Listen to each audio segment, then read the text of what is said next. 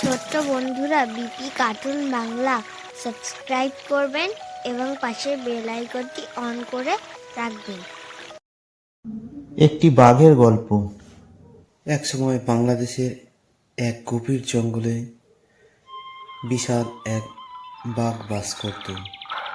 সে ছিল অত্যন্ত শক্তিশালী ও দ্রুত। জঙ্গলের সমস্ত প্রাণী তাকে ভয় পেত।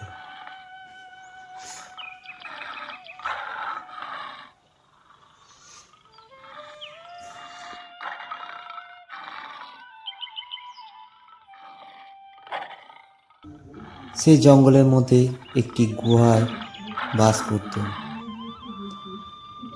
সেই গুহায় দাঁড়িয়ে সে অন্যান্য প্রাণীদের অপেক্ষা করত তাকে শিকার করার জন্য।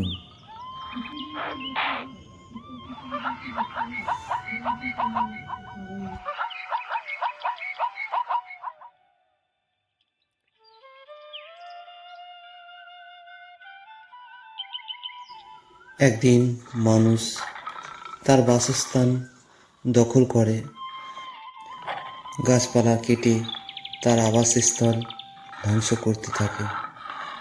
বাঘটি ক্রমশ দুর্বল হয়ে পড়ে খাবারের অভাবে। একসময় মানুষ তার বাসস্থানের গাছপালা কেটে পরিষ্কার করে ফেলে। বাঘটির আবাসস্থল ধ্বংস করতে থাকে। একসময় মানুষের অত্যাচারের ফলে বাঘটি জঙ্গলের সেই অংশ ছেড়ে চলে যায়।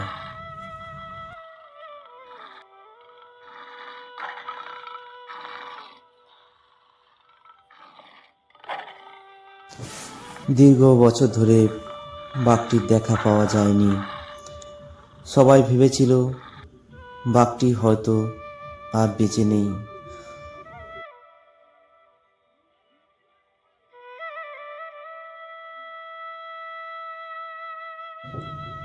তবে কিছুদিন পর হঠাৎ করে একটি বাঘের পায়ের ছাপ দেখা গেল গ্রামের রাস্তা ও জঙ্গলে।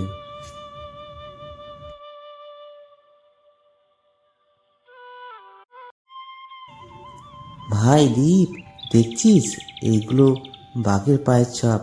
মনে হয় গ্রামে বাঘটি ফিরে এসেছে। রতনদা, রতনদা, গ্রামে সেই আগের বাঘটি ফিরে এসেছে। বাঘটি আগের মতো আর ভয়ঙ্কর ছিল না।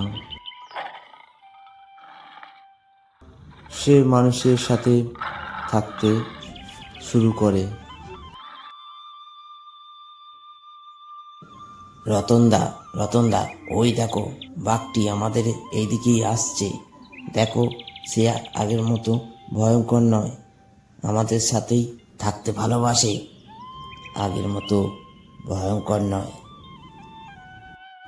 বাঘটি বুঝেছিল একা কোনো প্রাণী এই পৃথিবীতে টিকে থাকতে পারে না। তাকে নিজের পরিবেশ ও অন্য প্রাণীদের সঙ্গে সামঞ্জস্য বজায় রেখে বাঁচতে হবে।